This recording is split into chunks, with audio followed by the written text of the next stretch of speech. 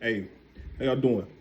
Hey, I'm Antonio Brooks, peer recovery coach, certified through the state of Michigan to be a certified peer recovery coach through MDHHS, Michigan Department of Health and Human Services, as well as through FAN. Um, I got background at Saginaw Psychological, worked there for a bit. Families Against Narcotics, obviously. Um, and I've been in this space working for really over 20, 25 years doing this work. Uh,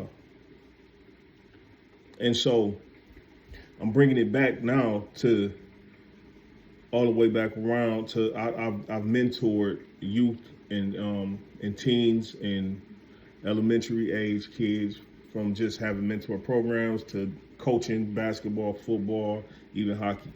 Uh, and in my coaching, I would always implement like a piece of mentoring as well. So I will always have the parents give me so-called like quote unquote permission to be that like uncle, or if they want a father figure.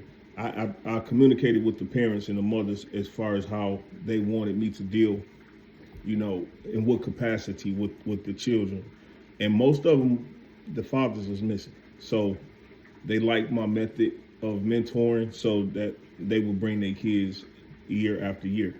And I appreciate that, and I built the rapport and I built some trust up in the community as well. So fast forward years later, I got into this space because I was trying to get into social work. And during that time, I had 3 felonies on my record because I was doing some things in my life when I was younger that, I got in trouble for. I did my time. Never been to prison. I actually pled no contest to the case. And no contest, unbeknownst to me, is like pleading guilty. Even though I had a paid lawyer, he kind of threw me in a trick bag and told me to plead no contest to something that I know I didn't even do. He didn't even want to fight for me.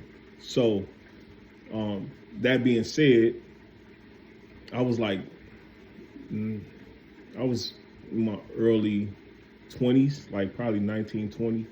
And I had my first son. Even though I was in the streets, I did have custody of my son.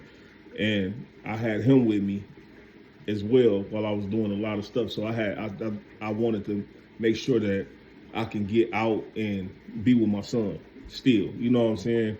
So plead no contest, got these felonies on my back, trying to straighten my life out, going to school and stuff, trying to get my degree in social work.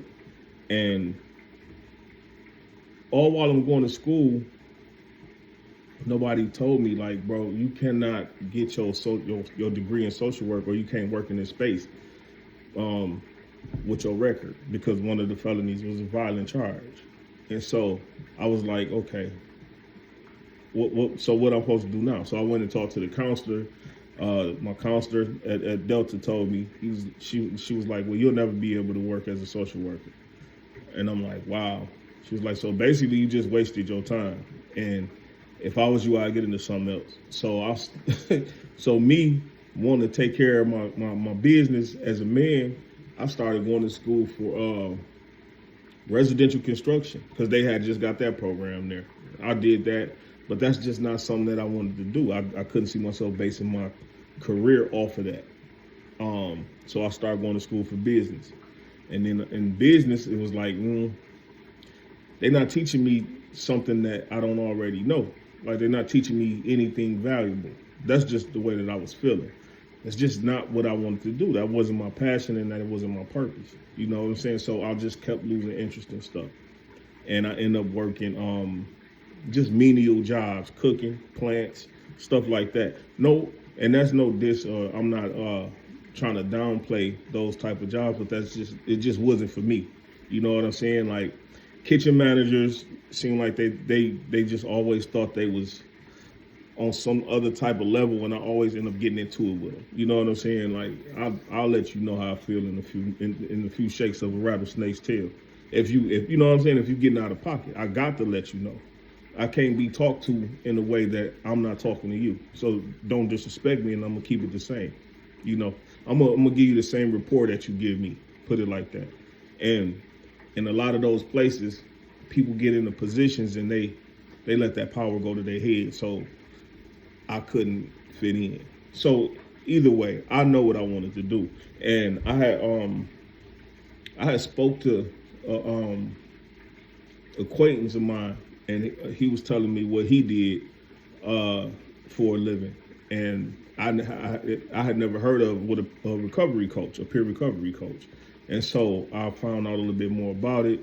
I took the steps that he told me to take, and I got the training. And once I started, I fell in love with it because I feel like being a therapist or a social worker is cool, but being a credible messenger and a person with lived experience is nothing like being able to have peer-to-peer support. Peer meaning like, listen, I've been there, I've done that, I know exactly what you're going through. So, you know, you could talk to me and you could trust in the fact that I understand. I'm not just here in the capacity of a paycheck. I'm here because something led me here. You know, I was led to be a peer recovery coach to take me to the next level and the next stage of my life. I feel like it's my purpose. Not a lot of money in it, but that's not what we're doing it for. So I don't know if the perception of people, if they think that, oh, you just doing this to get paid. If somebody's a recovery coach, bro, 9 times out of 10, they doing it because they had something in their heart that led them to do that. You know what I'm saying? So, fast forward to now, I was fortunate enough to align myself with some brothers to make a organization in our city for community violence intervention, and we call ourselves HELP, HELP, Healing, Engagement, Love, and Presence. But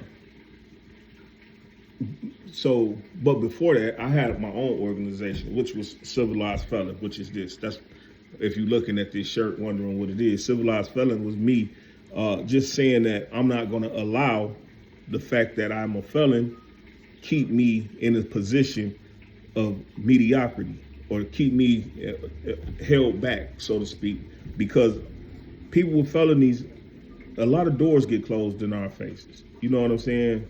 A lot of opportunities are snatched, and it's unfair. I always say that we felons, but we only felons because we got caught.